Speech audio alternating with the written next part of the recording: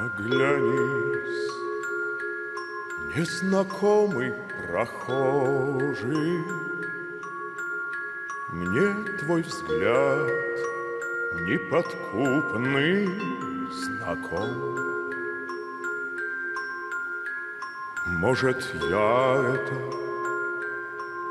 только моложе. Не всегда мы себя узнаем. Они все вышли из комсомола. Школу комсомола за время его существования на протяжении более 70 лет прошли около 200 миллионов человек, в том числе и 850 тысяч юношей и девушек Чувашии. Комсомол, конечно, был на высоком уровне. С комсомолом считались, его слушали.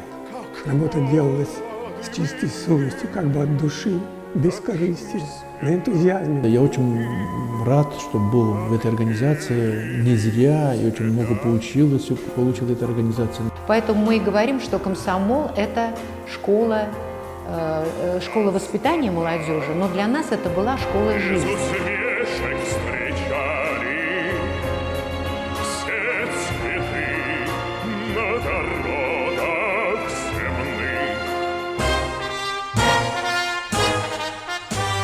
Я в мир удивительный этот пришел, отваге и правде учиться. Единственный друг, дорогой... Комсомол вошел в историю как самая массовая в мире молодежная организация, и его по праву называли советским чудом. Комсомол был рожден в огне гражданской войны в октябре 1918 года. В суровом испытании зарождались его боевые традиции. Многим из них, солдатам нового мира, было не больше 17. На самые ответственные задания партии юные коммунары уходили не только с винтовкой и наганом, но и с не менее грозным оружием – живым словом. Моя дорогая страна, ты можешь на нас положиться. Мы пройдем сквозь шторм и дым.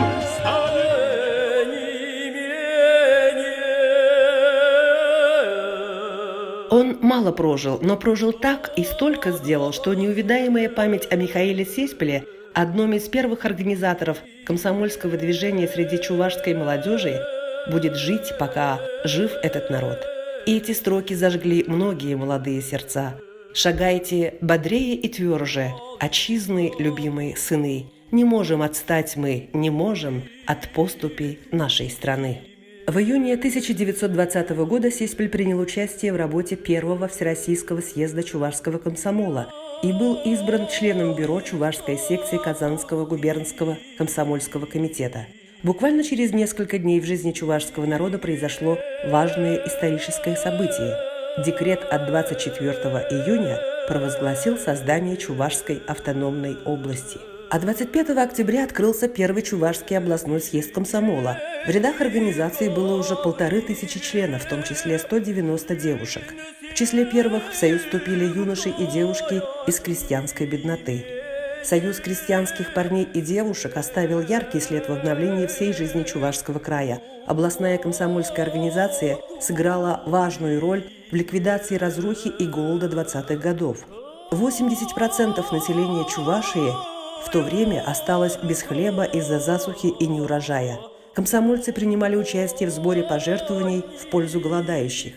Но не везде их понимали и принимали. Произошел кулацкий мятеж, организованный серыми и белогвардейцами, от чьих рук пали коммунисты и комсомольцы, активисты Кошелеевской волости. Ослепленные ненавистью мятежники растерзали 16-летнего комсомольца Василия Соловьева, 18-летнего Василия Рожанухина, зверски убили 20-летнюю учительницу Клавдию Кречетникову. Такие же трагические события произошли и в других населенных пунктах республики. В честь погибших село Большие Кошелеи в 1939 году переименовано в Комсомольское.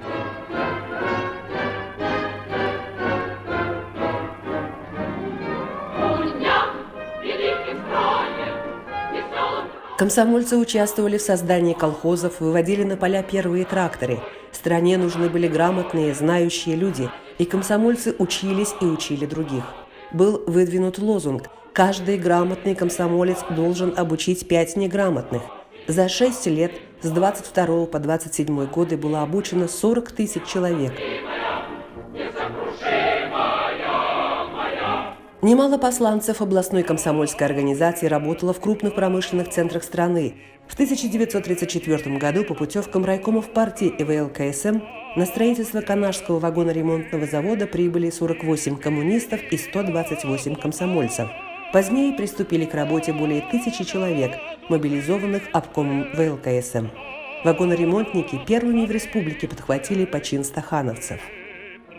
Многие комсомольцы проходили активную физическую подготовку, сдавали нормы ГТО, нормативы по стрельбе и топографии. Эти навыки пригодились в годы Великой Отечественной войны. За весь период войны в рядах вооруженных сил сражалось 11 миллионов комсомольцев. На фронт ушли 90% всех членов Чувашской областной организации. 51 комсомолец в Чувашии стал героем Советского Союза. 5 удостоены орденов славы 3 степеней. Свыше 20 тысяч молодых бойцов награждены орденами и медалями. В годы войны молодежь самоотверженно трудилась в тылу. В колхозах, на фабриках и заводах собирала средства на танковые колонны и эскадрильи боевых самолетов. Комсомольцы промысловой артели «Большевик» Октябрьского, ныне Мариинско-Посадского района, обратились с призывом построить бронепоезд имени комсомола Чувашии.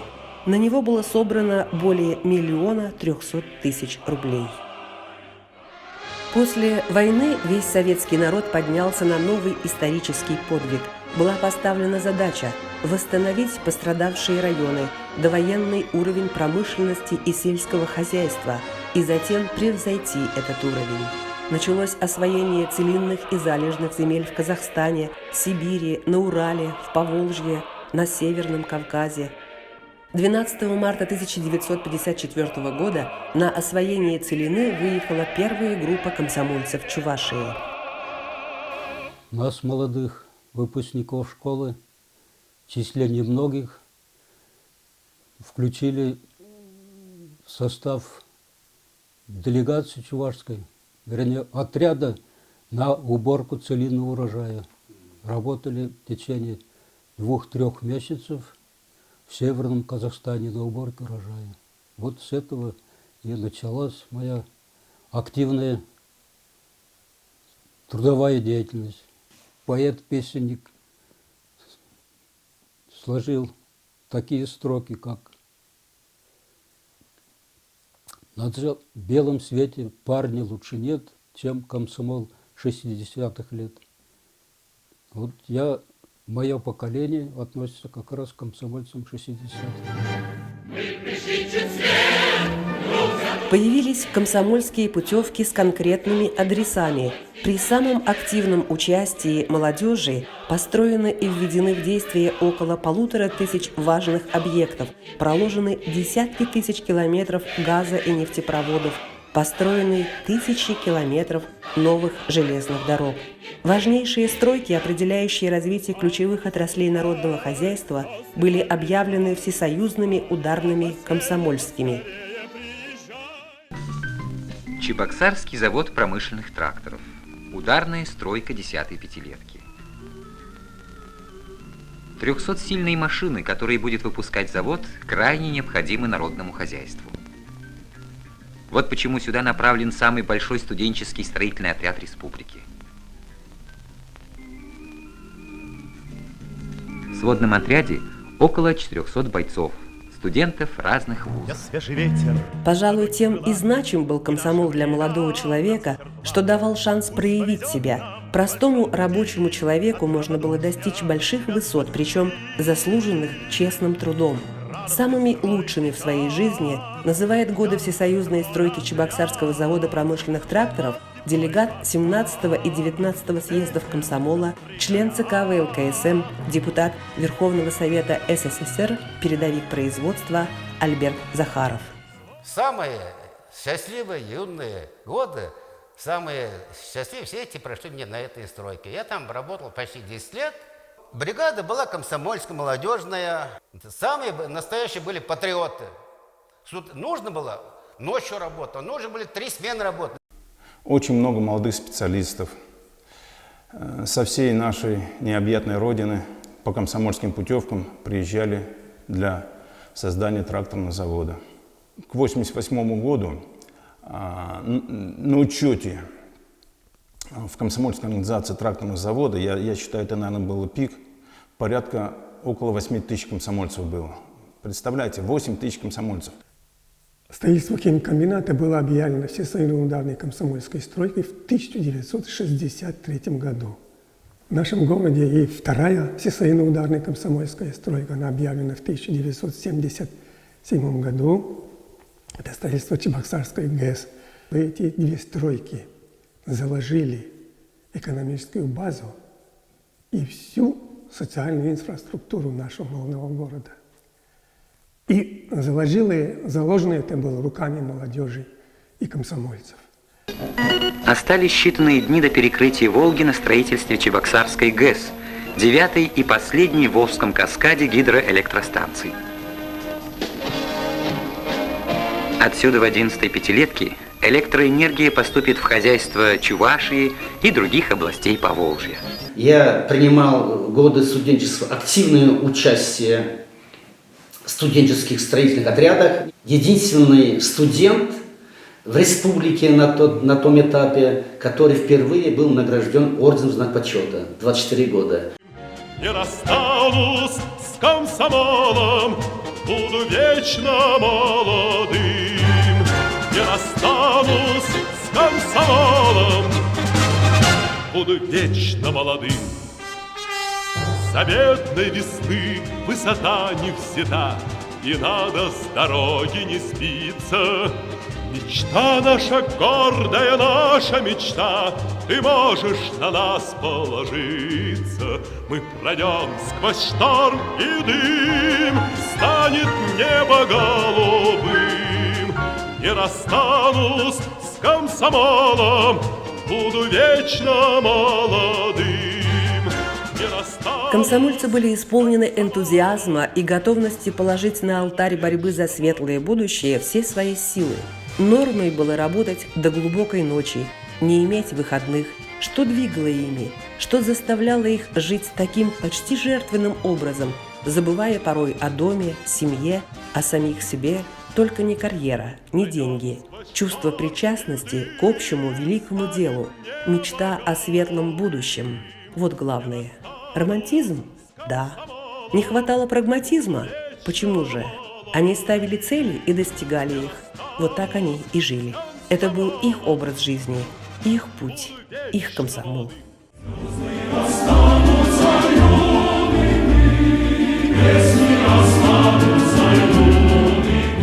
Одной из главных задач комсомола была пропаганда морального кодекса строителей коммунизма, чтобы его заповеди вошли в плоть и кровь каждого молодого человека. Но в школе комсомола за годы существования были разные ученики. Были троечники, те, кто состоял в комсомоле на всякий случай. Были миллионы активистов, которые без всякой корысти тянули лямку секретарей первичных организаций. И освобожденные комсомольские работники от сотен в начале истории комсомола до 150 тысяч человек в конце его существования. Союз превратился в сложнейший социальный организм, управлять которым становилось все труднее. Началась эпоха гласности и перестройки. Время перестройки и ускорения – время правдивых оценок. 20-й съезд ВЛКСМ честно и откровенно отметил недостатки в работе комсомола. Формализм, заорганизованность, снижение активности. Мы говорили об этих тревожных явлениях с Геннадием Долговым, комсоргом инструментально-механического цеха. По-видимому, мне это, как я понимаю, почему это происходит, это потому что оценка всего уже больше не на моральную чистоту, на духовное богатство, а больше смотрит на материальное положение. Какое-то чувство потребительства у них. С самого рождения дают бесплатное образование, бесплатное медицинское обслуживание. Он уже привык, чтобы ему именно давали.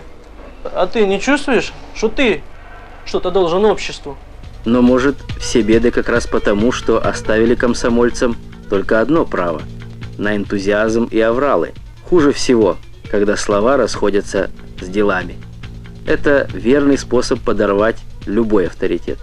Очень много было бюрократизма, конечно, в работе комсомола, и я в этом могу тоже сознаться. Те же прием в комсомол, когда осуществлялся вот так вот, нагоняли сотни ребят, и у них, конечно, при такой массовке не оставалось такого хорошего впечатления о таком замечательном моменте, как вступление в комсомол. Было это, к сожалению, у нас, вот в наши годы. Ну, наверное, в 50-е, там, в 30-е, в 20-е годы такого, конечно, бюрократизма не было. Те, кто хотел, те, кто не ставил вопрос, что мне дает комсомол. Некоторые были, да, мы проводили комсомольские собрания, диспуты, и вот были некоторые студенты у нас. А что мне дает комсомол? Он ничего не давал тому, кто ничего не хотел. Если человек чего-то в жизни хотел, вот, и тому пример многие руководители впоследствии. Это же все ребята, которые работали на разных, в райкоме, первичке комсомольской организации, студенческих отрядах, так командиров, так каждый командир, по-моему, студенческого отряда, потом он впоследствии стал большим человеком, так вот, с большой буквы. В январе 1990 года состоялась 38-я Чувашская областная комсомольская конференция в честь 70-летия ВЛКСМ. Еще оставалась надежда сохранить организацию. Как и партии, так и комсомол сейчас они, по сути дела, являются определенными организациями федеративного типа.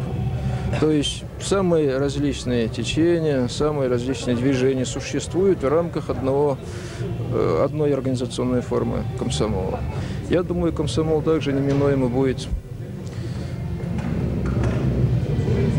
вернее, из комсомола будет выделяться определенная основная часть, которая будет твердо становиться на позицию, фундамент социалистической идеи Ленина. Вижу комсомол через 10 лет намного поредевшим, чем сегодня. Но это неплохо, потому что в рядах комсомола останутся, как скажем, самые преданные часть молодежи. На сегодняшний день у нас очень, как скажем, неопределенность многих комсомольских кадров. Значит, или боязнь, или сегодня вот такое вот есть мнение комсомольской организации, что этой организации не будет существовать. Мне хотелось бы вот именно определиться нашими кадрами комсомольскими, и их убедить, что действительно эта организация есть. В сентябре 1991 года состоялся чрезвычайный съезд российского комсомола. В повестке дня съезда стоял один вопрос – о судьбе ВЛКСМ. А судьба была уже предрешена. Главная советская молодежная организация, через которую прошли десятки миллионов человек, после более чем 70 лет существования исчезла в один день. Вслед за комсомолом через несколько месяцев самораспустился и Союз Советских Социалистических Республик. Конечно, жаль, что такая мощная общественная организация прекратила свое существование. Но у меня надежда остается. Если мы не будем заниматься, то, значит, мы, будущее достойное поколение, мне так представляется, значит, вот достойным образом не сумеем и воспитать, и подготовить. Энергию молодежи обязательно надо найти применение. Обязательно. Потому что если более старшее поколение не найдет это применение найдут другие силы. То есть пустым это поле нельзя оставлять. Я очень доволен тем, что, хоть и не с таким масштабом, но вот возрождается сейчас вот студенческие отряды все-таки. Нет комсомола. Был бы комсомол, эти студенческие отряды были более организованные. Сейчас есть ростки какого-то нового движения, волонтерское движение и другие союзы, клубы по интересам, но это не то движение. Надо воссоздать. Эта организация молодежная, может быть, если не комсомольская организация, может быть другое, но должны быть именно масштабные государственные организации движения, юного движения. И сохранить многие принципы, подходы нашего ударного, мощного движения нашей юности. Кто не был в комсомоле, кто только слышал о нем, вот у меня пожелание сохранить своим, как говорится, потомкам, следующим поколениям, сохранить память о нашей истории, об истории советской. Она была великой. Именно историческая память, она служит залогом счастливого будущего страны. В нашей стране преемником ВЛКСМ можно назвать РСМ – Российский союз молодежи. Главная его цель – помочь молодому человеку найти свое место в жизни, реализовать свой творческий потенциал и продвинуться по карьерной лестнице. Это хорошо, но все же старая гвардия ВЛКСМ хотела бы, чтобы кроме проблем и интересов сегодняшняя молодежь имела идеалы, честь и честность, достоинство и душевную щедрость, трудолюбие и любовь к родине. То, что было главным для них в годы собственной комсомольской юности. Станет трудно тебе, ты ее позови. Это песня свободы, добра и любви. И уж если подхватит ее молодежь, не задушишь ее, не убьешь, не убьешь. Эта песня, дружище, твоя и моя. Нам ее прошумели родные края. Никого не боясь, ничего не тая, разливается песня твоя и моя. Эта песня, дружище, твоя и моя. Нам ее прошумели родные края. Никого не боясь, ничего не тая, разливается песня твоя и моя.